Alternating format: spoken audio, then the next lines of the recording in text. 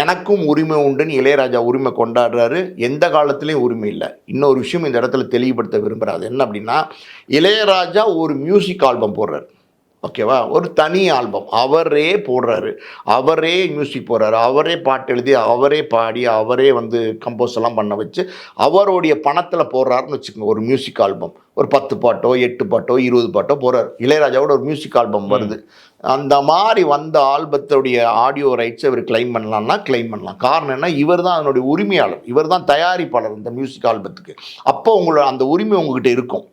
அப்போ நீங்கள் கேட்கலாம். வேற ஒரு தயாரிப்பாளர்கிட்ட சம்பளம் வாங்கிட்டு எனக்கு 45 வருஷம் கழிச்சு யார் பாட்டு போட்டாலும் யார் படத்தில் இது பண்ணாலும் பாப்புலராக ஓடினா எனக்கும் கொடுன்னா சரியான விஷயம் கிடையாது.